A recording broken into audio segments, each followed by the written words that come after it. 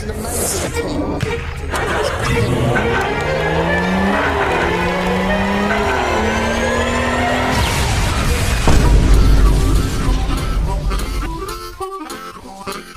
Something happening going down. Something happening in this town. Something happening going down. Sunny Runny Podcast Show.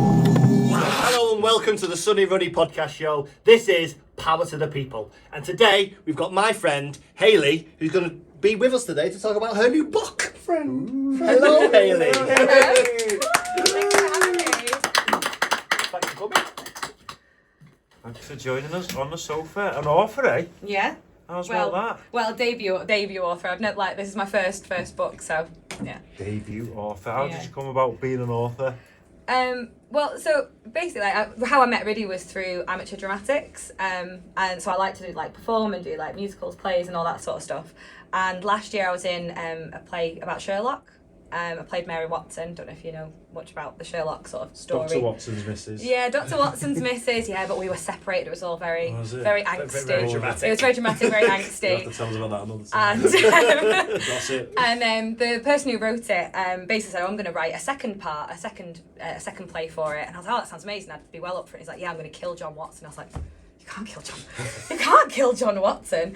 So I went home and I wrote a second version of the play myself for the first time ever, put pen to paper and didn't kill John. And I loved that, and I ended up writing it into a novella, which is anything that's under 50,000 words, and I wrote a whole story about Sherlock and Mary Watson and John, and absolutely loved it. But I started feeling a bit penned in by having to write in someone else's world, so I was like, oh, do you know what, I'm gonna try. I've really enjoyed this, so I'm gonna write my own world. And I've always loved magic and fantasy. I grew up on Harry Potter, and all that sort of stuff. I was the same age as the Harry Potter cast growing up. Do you know what I mean? So it was a huge part of my childhood. And I was like, well, I love Mary Watson. Why don't I put her into a world I create, and why don't I give her magic? And then that became Cara Hale, which is my main character in my book. So that was how it kind of came about. So how long? Long story short. How long has it taken you to write it then? Nearly a year. So I started in July last year. Yeah. And is it how we imagine? Have you been kind of, well, not so much typewriter these days, isn't it? It'll be more computer and laptop. Yeah. You just Do you know, I've done a lot of it on my phone because I type faster than I type. Yeah. I type faster than I type. Yeah.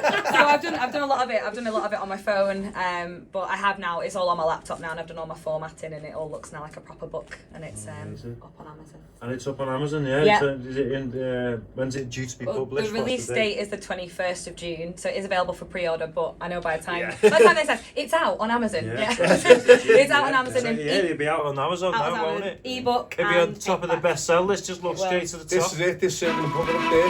Right.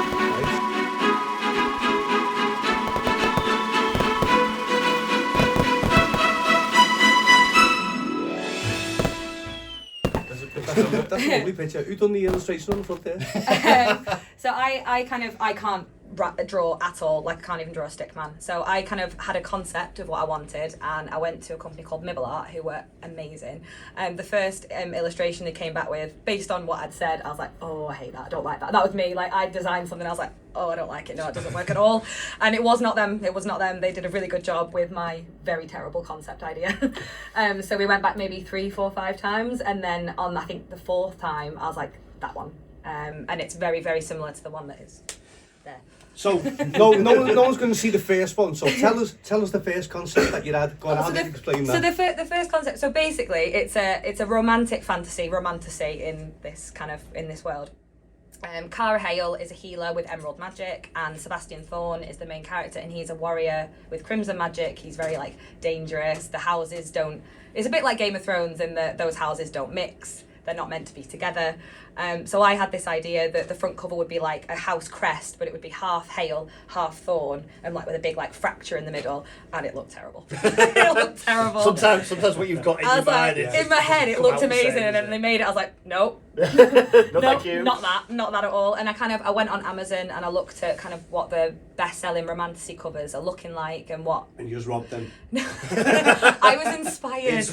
I took inspiration from some of the better covers than what I'd come up with in my head. That's what you've got to do, though, isn't it? Yeah. You know what I mean? To be in with them, you've got to be like them, I suppose. And I suppose it's easier to go your own way once. Well, it is, inspiration's a real thing. So when you get like, I go through music and that. So when people keep saying Oasis or Beatles tributes, no, it's inspiration. If you grew up with something, it's going to have similarities and stuff like that.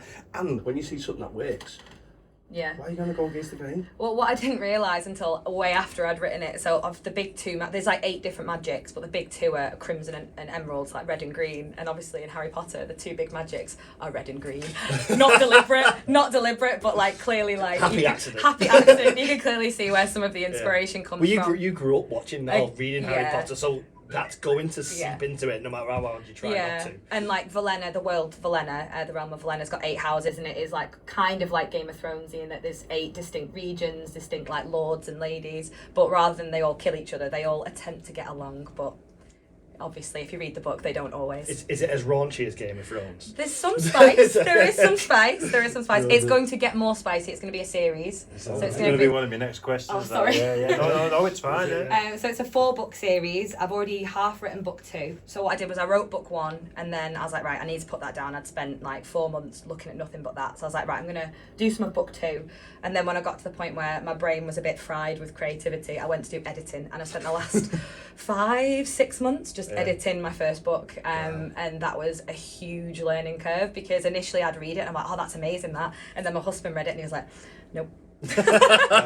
He's brutal in the best way. He's so supportive, but it was really great to get another set of eyes on my work and be like, fresh eyes. Massively. Well, they don't know the story as well, so they're only reading, they only know what they're reading there. So for you, the author, you've got this whole world and all these backstories and everything else that's going on, so everything makes sense to you as you're writing it. So to have them second eyes, as you say, to fact check it for you. Well, I have a really visual imagination, so I could see it. I remember you saying that to me. You couldn't you knew what was going on. And I was like, obviously that's what they're doing. And Luke was like, my husband, he's like, where are they? I was like, what do you mean, where are they? They're clearly in the city market. He was like, yeah, you haven't said that. So there was a lot of me going back and doing those developmental and structural edits to make it clear, so that my vision is now on the page. And I think, I'm pretty sure that's where it is now. So. Oh, that's good. Yeah. Did you get any kind of assistance in the development? Did you kind of get it, apart from your husband Luke, did you get it kind of like dramaturged or anything like that from any other authors or like a publisher or anything like that? No, nothing like that. So it's all self-published. I'm all a complete like indie author. So I've had like friends and family have read it and given me feedback. So one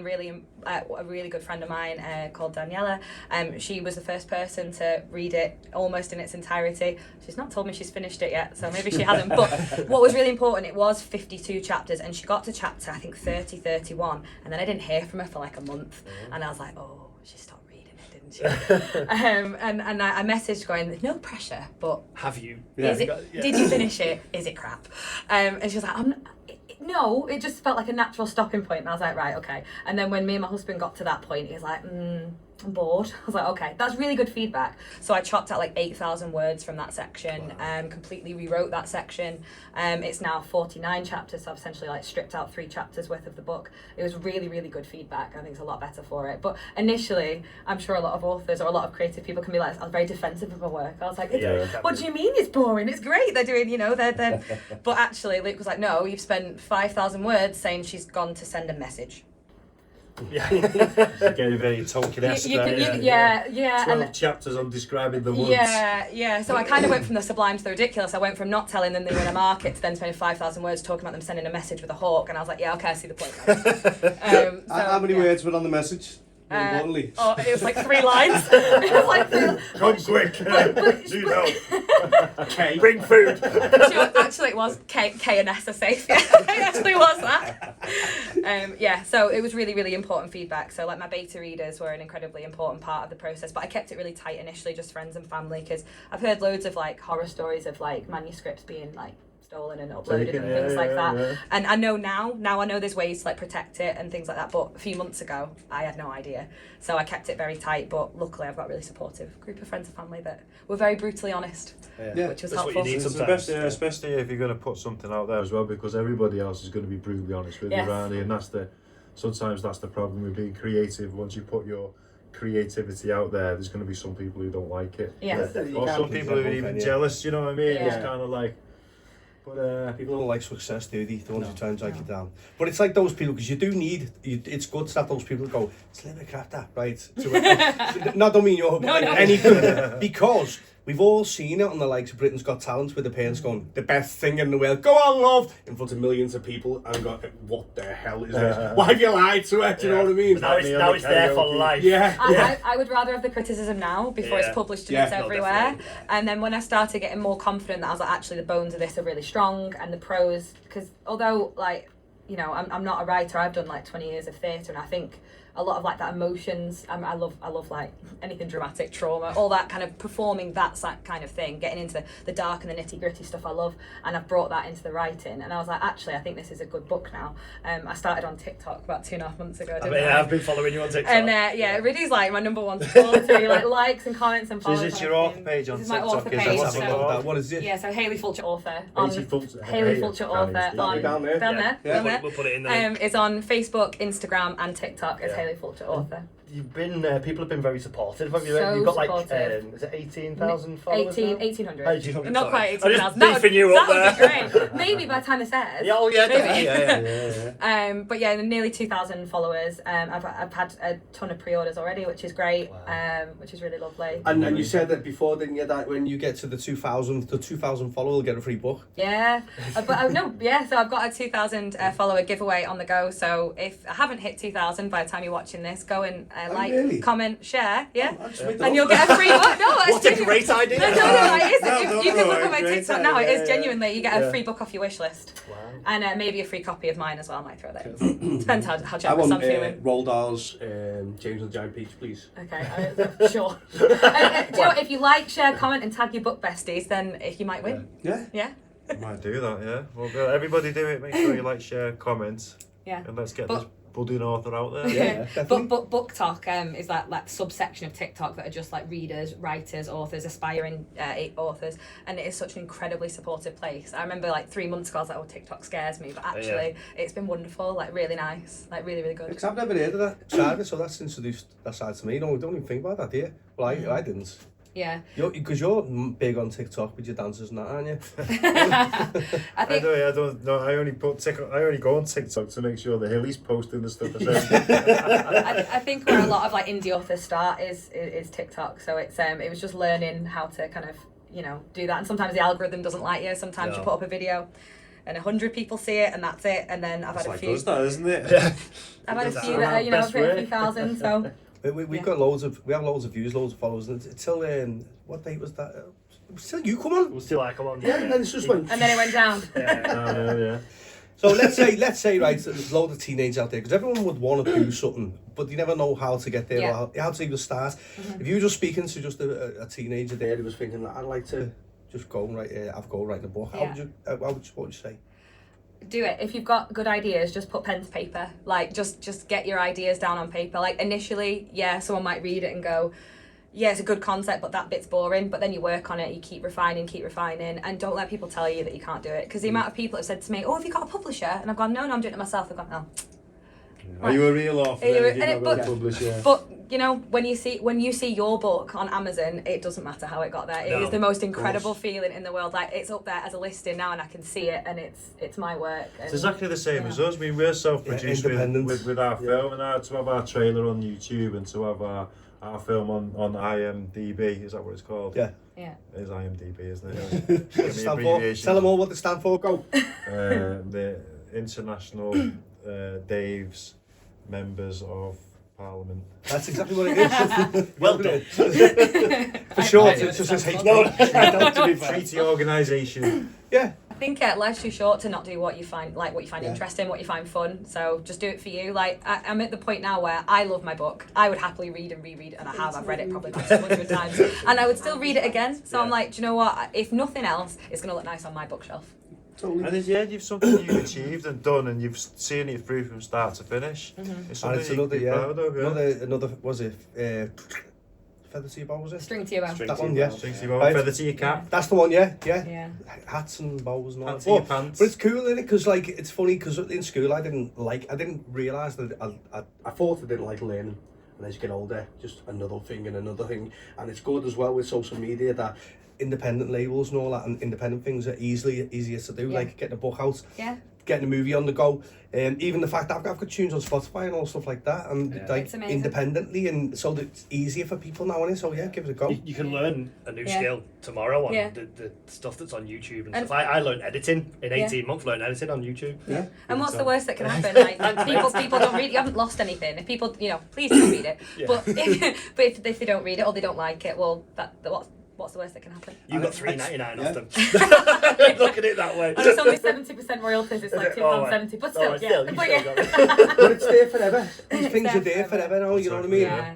It is like it's for adults and above. But one thing I do love is I've got 2 little kids, and I love that when they're adults. Sorry, can I just stop you there? You said adults and above. And above, and yeah, you know what I mean. Who's the above? Maybe cut that. Maybe cut that. It's for adults. It's for adults. Yeah, because it is. Or above. Oh, because it is a bit spicy. Yeah. So it's for adults. But one thing I do love is that like when my kids are grown up, like their mum, they'll have something that my mum has my done. mum I wrote think this. that's really cool. Modest. Yeah. What is this? We'll be so like the time is 2040. Everywhere's completely conservative. Oh yeah. Maybe it'll be banned. Yeah. Maybe. Banned book author. My mum, that bestseller next month. Will be in the attic 2 months later. I think it's really cool to have something that you've left that'll be there forever. Yeah. So. You never know, one day it might become a film. Who knows? Who knows? I see it, to be fair, I could see it as a TV series, and like my ultimate dream would be like Netflix. It's not going to happen, but like ultimate dream. Do you know what? Netflix show. Because we're a little production company, aren't we? So, if we never know. Well, if you like it. we'll get them cheap where we can. So, I mean, because you could dress up as a vicar that needs to clean the chimney. We've got robes as well. There's no vicar. We've got magical robes and a magical orb and stuff like that. Well, we're hoping, aren't we, to potentially produce the audiobook for it as well. Yes. So at the minute it's just ebook and paperback, and hopefully the hardback special edition will hopefully come out soon. Well, if you need some voice actors, we'd love to help out. Fabulous. Wouldn't we? If you need a Scottish / Welsh person, Mike's. Mike. He's not here tonight, but Mike's great with accents. Mike. He was doing a bit for Sunny Runny News, and he was meant to be a Scottish guy called Angus McMoist. Which his Scottish accent was quite good when we were practicing. Yeah. And when we said action and press record, it came out Welsh. Excuse me, can I ask you a question? Yeah. The whole section came out section. Welsh. Ask you a question. Ask you a question. Nah, you don't go there ready sitting Mike. The other Mike. The other Mike. Don't rock the mic. Yeah. It's like... Yeah, so it's been a whole process, because you think you finish writing the book and you've edited it, you're like, oh, I'm done now, and you're like, oh no, because if you've got a publisher, they take care of the marketing and the cover art, and they help you with that, and they help you with getting it out there. But actually, as an indie author, you've got to do all the marketing yourself, and like TikTok and. But you know what?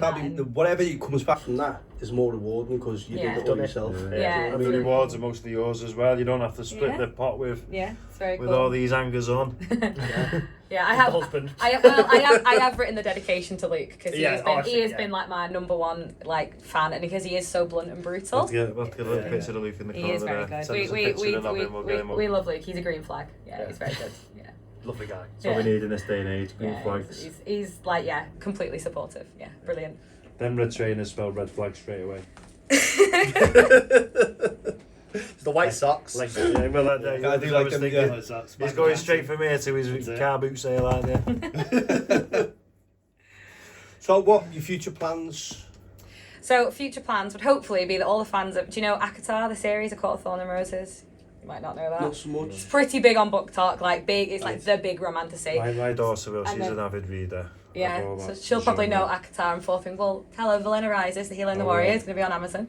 I'm kind of hoping I capture fans of Akatar and From Blood and Ash and Fourth Wing, and I'm hoping that Vallenna Rises will get traction on TikTok, and hopefully by the time Vallenna Divided comes out in February, which is going to be book 2, I'm hoping that I'll get, I'll have a little following, and I've got a newsletter, and I'm trying to build up a little bit of a I've got like map art. I've done all the maps myself, so I've got map art to go behind it. And I'm going to do like. There's more then. So there's more to the book. Yeah, there's like there's a whole world. So like Vallenna's a realm in Arcanth, but there's like a whole world. And at the end of book 1, there's a big war between 2 of the realms. And the Spoiler alert! Spoiler alert! It's in the blurb. It's in the blurb. Yeah, there's a big war. Do you know what I want to ask? Because hearing you talk about your story and that, and how passionate you are, but some of the names of the realms and the people and the clans and that you've got in there. How did you come up with them?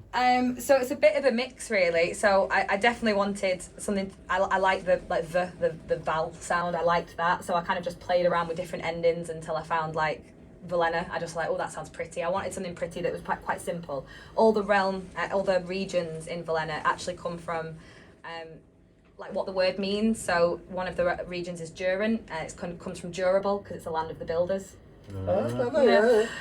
Lyra is the land of the creatives. Lyra's in lyric. So they all kind of come from what the lands mean, and I use a lot of sort of non-English words to make. So for example, this is a little bit like deep lore now, but the battle takes place on Menslack Bay, which is in between the healers and the mind mage land. So men's is I think Latin for thinking, like mens rea in law is like your criminal mind. So men's for the mind, and then lack, I can't remember which language, but it's something to do with healing. So I kind of got a various words in different languages, and I put the 2 together that sounded nice. Cool. So all the words mean something. Scientific nomenclature does. So all the words mean something, either in non-English language or Latin or something like that, and I've amalgamated them and maybe made them a little bit more fantasy. So one of the lands is Fatan, and they're the land of prophecy, so fate, Fatan. But I added an accent because that made it a little more fantasy. Cool. So that's kind of where they all come from. They come from real words, but just in a different language. So all the people that obviously you created, but be biased now. Who's your favourite? Sebastian. Yeah. Their main character. Yeah. He's got a little bit of sprinkling of my husband in there. I was just about to say, is it a sprinkle, but all the good bits. Yeah, but he looks like do you know Vampire Diaries at all? Ever watched it? Yeah. So anyone who likes Vampire Diaries knows Damon Salvatore. He looks like a jacked version of him in my head. Beautiful. He's very clean beautiful. up on aisle 4. But he's a dangerous warrior. People are frightened of him, but actually he's a really, really good person. But it's only Kara that isn't the main female character. It's only her that isn't scared of him, and she sees who he really is. And yeah, the whole book is his kind of fight with his PTSD and trauma and his like massive issues with his own self-worth. And she's the one that sees who he really is and brings out the goodness in him. It sounds amazing. I mean, I'm not an avid reader myself, but you've drawn me, and I want to know more now. Thank you so much. I want to have a little look at it. So. I've lived with them in my head for like 12 months, so they feel real to me. They feel very real to me. I want to see what the Sebastian's all about. Yeah. Sebastian. Yeah, I mean, and then I told a friend of mine. He's called Seb. His name is Sebastian, but I call him Seb, and he didn't realise my main character was called Sebastian. I was like, it's not named after you. It's not. Sebastian's it's a beautiful name, and it's really popular in Thanks fantasy. For that. So it's not. Yeah. He thinks you've got a proper crush on him. He was like, oh, it's made. Explain to the husband. He went, oh, that's made my day. I was like, no, he's not named after you. So all the links will be down below. We're gonna have so we got it, and you're on TikTok, Instagram, Facebook, Amazon. It'll be on Amazon, ebook and paperback. Cool. So get on there and tell the world about it as well. Tell them what you think. Do your very own. They do the reading. They do themselves. You've seen them on YouTube and all that. No. I've seen people just read a book. Oh yeah, and they do reviews and stuff. Reviews on Amazon. I didn't realise how important the reviews actually are. Like apparently the algorithm in Amazon, if you don't get reviews quite quickly, it just buries it and you don't see it. So if you do read it and do like it, please give an indie author Even if you've review. not read it, leave a review. Let's help our community get this book out there. Definitely brilliant anyway. So another episode of Power to the People. Yeah, many thanks to author Dominatrix and mother of 2. Mother of 2. I want to say thank you very much to Hayley for coming and speaking so passionate about your book. I want to wish you all the luck in the world. Good luck with the book in the future. Thank you so much for having me. Thank you. Thank you. Cheers.